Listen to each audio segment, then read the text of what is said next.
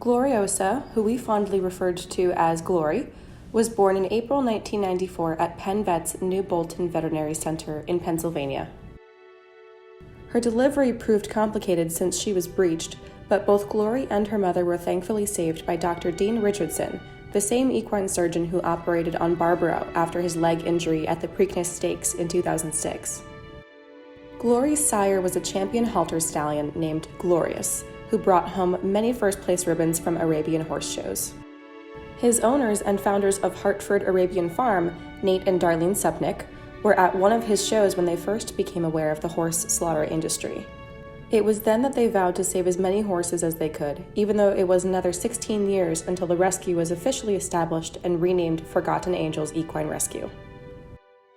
Glory was there from the beginning. She lived amongst dozens of slaughter-bound horses who were fortunate enough to find refuge at Forgotten Angels. She made friends with both permanent residents and those who were just taking pit stops before adoption.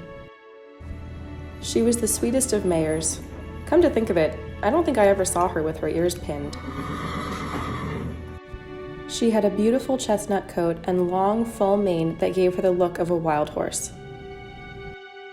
Aside from the fact that she never took a rider, Glory loved interacting with her favorite people. She started to become a little more cautious, though, when she started having trouble with her vision around age 19.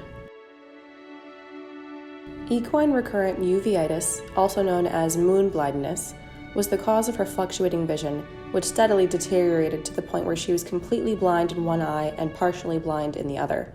She was prescribed a few medications that seemed to help her level of sight in her good eye, but unfortunately it never amounted to a full recovery. In spite of this, Glory was a champ. She had to learn how to navigate her surroundings all over again without one of her core senses. We helped her when she needed some precise maneuvering, for instance, guiding her into her stall at night for dinner. For the most part, though, she was pretty self-sufficient. She was also still thankfully able to be a horse. She got excited to go out into the field every morning after spending the night in the safety of her stall. She rolled around in the mud and snow with her legs flailing everywhere, just having a great time getting dirty. She bonded with some of the gentler horses. We often found Dreamer trying to open Glory's door by mouthing the handle until the latch was free. That actually forced the volunteers to get a little creative with bungee cords and dual locks to prevent Dreamer from letting Glory out into the field with the rest of the herd in the middle of the night. It took me a little while to win Glory's trust, since I met her after she had lost most of her sight, but she eventually trusted me enough to let me hold a cold compress to her eyes on a hot summer day when they were clearly bothering her.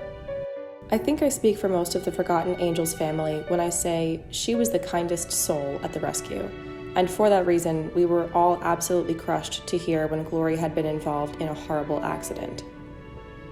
The decision was ultimately made to humanely have Glory euthanized with the backing of 3 veterinarians, rather than put her through a risky surgery and traumatic recovery at almost 30 years old.